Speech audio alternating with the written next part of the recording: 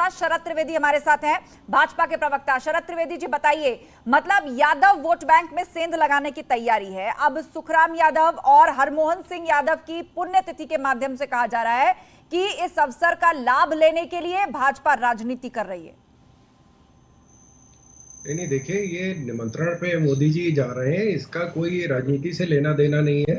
और भारतीय जनता पार्टी का कोई वोट बैंक नहीं है। पूरा उत्तर प्रदेश, पूरा भारत हमारा वोट बैंक है। हर व्यक्ति वोट बैंक है। हर जाति, वर्ग, क्षेत्र, कोई ऐसा नहीं है जिसमें हम भेदभाव करते हैं। न धर्म में कोई भेदभाव करते हैं। अब पूरे भारत और पूरे उत्तर प्रदेश, ये जो हमारी पार्टी, जो उत्तर प्रदेश की माननीय योगी आदित्यनाथ की पार्टी है, उत्तर प्रदेश में सिर्फ ये विकास कर रही है। विकास किसी धर्म या जाति को देख के नहीं कर रहे हैं। न मकान किसी जाति को देख के दे रहे हैं, न गैस का कनेक्शन, न बिजली का कनेक्शन, न जो जनधन योजना किसी जाति धर्म को देख के नहीं दे रही है। और हर एक के लिए काम कर रहे हैं और कोई वोट बैंक नहीं है। और माननीय मोदी जी को उन्होंने निमंत्रण दिया है और यादव जी ने जैसे निमंत्रण दिया उसमें जा रहे हैं।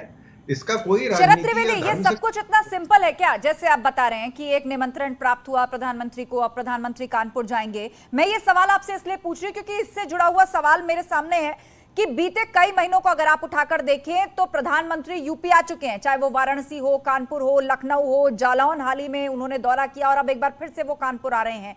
तो कहीं ना कहीं आप लोगों ने सपा को उसके गढ़ में शिकस्त देने की जो कसम खाई थी रामपुर और आजमगढ़ के बाद, क्या इसको उसकी रणनीति के तहत नहीं देखना चाहिए कि इस तरह से पार्टी को उसके कोर वोट बैंक से दूर करने की रणनीति पर चल पड़े आप?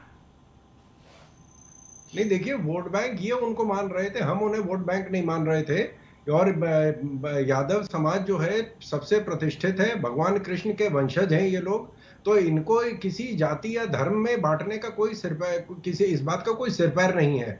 तो ये लोग पूरे देश के हैं, पूरे देश के लिए सम्मानित हैं। और जो परमवीर चक्र मिला है कारगिल में, वो उसमें एक यादव जी भी हैं, तो जिनको 18 गोलियां लगी थी। तो ये ऐसा नहीं है, ये जाति और धर्म में बांटने की रीति विपक्ष की है, हमारी नई नीति है कि इसको काटो उससे जोड़ो। आप ओबीसी के खिलाफ कहिए कि भाजपा है क्योंकि आपने फलाने को पकड़ लिया है, या मुसलमानों के खिलाफ है क्योंकि आपने आतंकवादियों को पकड़ लिया है। ये हमारी राजनीति का कोई कहीं दूर दूर का इसका ठीक है शरद जी, नहीं भूलना चाहिए कि सुखराम यादव जिन्होंने निमंत्रण दिया प्रधानमंत्री मोदी को, उनके बेटे मोहित यादव पहले ही भाजपा में शामिल हो चुके हैं और एक बार फिर से पार्टी के अंदर अपनी स्थिति को लेकर, अंतर्द्वंद को लेकर सुखराम यादव परेशान भी चल रहे थे। वो भी उसी उपेक्षा का शिकार खुद को महसूस कर रहे थे, जैसी बातें शिवपाल यादव ने पूर्व में कही, केशव देव मौर्य ने पूर्व में कही और आजकल ओपी राजभर भी कह रहे हैं। आप बने रहिए हमारे साथ। अरविंद यादव है प्रसपा के प्रवक्ता। अरविंद जी, इसे इस तरह क्यों ना देखा जाए, हरमोहन सिंह जो कि समाजवादी पार्टी के संस्थापकों में से एक रहे, उनके पुत्र सुखराम, बड़े अच्छे संबंध है उनके शिवपाल यादव से। तो अभी जो आप इशारों में कहा करते थे कि हम जल्द खुलासा करेंगे अपनी रणनीति का, तो चल पड़े आप उस रणनीति पर? सपा को नुकसान पहुंचाएंगे? अब जितने असंतुष्ट हैं उनको इकट्ठा करके मोर्चा बनाएंगे क्या? आस्था जी, देखिए, कहना नहीं चाहिए, मुझे लगता है कि हम नुकसान क्यों पहुंचाएंगे जब सपा ने खुद ही तय कर लिया है कि हमें खुद ही आपस में ही लड़के और निपट जाना है। देखिए, बड़ी बात मैं नहीं कहना चाहता, हरमोहन सिंह जी एक नेताजी और समाजवादी परिवार से पूरे तरीके से आप देखिए कि एक पारिवारिक संबंध रहा है। समाजवादी पार्टी के संस्थापक सदस्य रहे हैं। आदरणीय सुखराम सिंह जी या हरमोहन सिंह जी यादव समाज को जागृत करने का कार्य किया। यादव समाज के साथ साथ जिस तरीके से पिछड़े दलित और तमाम शोषित लोग थे, उनके जाकर के बीच में कार्य करने का काम किया।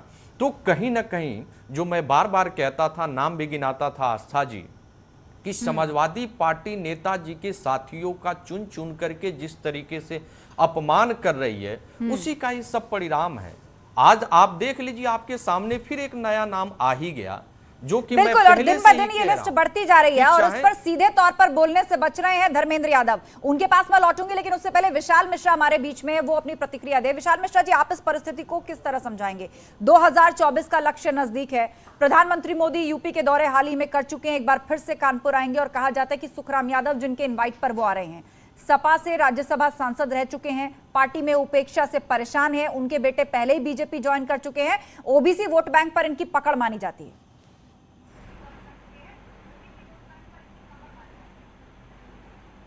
देखिए, भारतीय जनता पार्टी के ऊपर ये आरोप पंथ संप्रदाय को देखकर, वोट बैंक की राजनीति को देखकर वो काम करते हैं या करती है भारतीय जनता पार्टी, तो इसमें तो लेस मात्र भी कोई भी सच्चाई नहीं।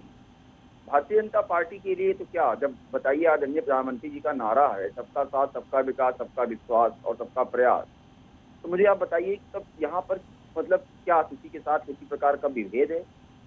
क्या आदरणीय प्रधानमंत्री जी के द्वारा जितनी भी योजनाएं केंद्र में लागू की गई हैं या उत्तर प्रदेश में या भारतीय जनता पार्टी शासित किसी भी प्रदेश में, क्या किसी भी वर्ग, पंथ, संप्रदाय, जाति, धर्म के साथ किसी भी प्रकार का विभेद है?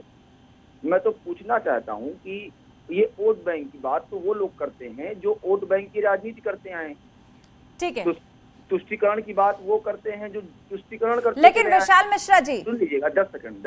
नहीं, ये सारी बातें भाजपा के प्रवक्ता ने कह दी कि हम किसी जाति धर्म में बांटकर काम नहीं करते, हमारी योजनाएं सबके लिए हैं और ये फलीभूत भी हुआ है हाल ही के चुनाव में। लेकिन मेरा सवाल ये है कि एसपी सांसद का इनवाइट प्रधानमंत्री को कबूल है, क्यों?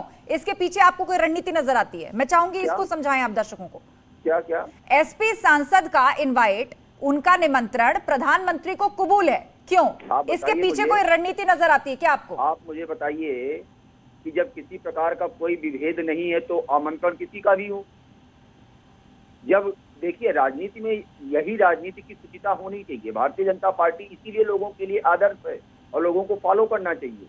आपके मतभेद हो सकते हैं, आइडियोलॉजिकल डिफरेंसेस हो सकते हैं, लेकिन मनभेद तो नहीं होना चाहिए। ठीक है कि आप हमें बुलाएं तो हम ना जाएं या हम आपको बुलाएं तो आप ना आए, ये कौन करता है? ठीक है, आप इसको सामान्य शिष्टाचार से जोड़ रहे हैं। और चूंकि हरमोहन सिंह यादव वो शौर्य चक्र से सम्मानित भी थे, सुखराम यादव राज्यसभा सांसद रह चुके हैं, आप इसको आपसे शिष्टाचार से बेशक जोड़ के देख रहे हो, लेकिन इसके पीछे रणनीति नजर आती है। मैं लौटूंगी विशाल मिश्रा जी आपके पास। धर्मेंद्र यादव, आप इस बात का सीधा जवाब दे दीजिए। हर दिन लिस्ट लंबी होती आ रही है और ये सारे प्रमुख नेता हैं। केशव देव मौर्य अलग हो गए, ओपी राजभर लगभग अलग हो चुके हैं, शिवपाल यादव वो नाराज हैं, आजम खान की नाराजगी जग जाहिर है, अब सुखराम यादव का नाम उसमें जुड़ गया है। यादवों को मैसेज देने का एक बड़ा मौका ढूंढ रही है भाजपा और वो उसे मिल रहा है। आप चुप बैठे हैं।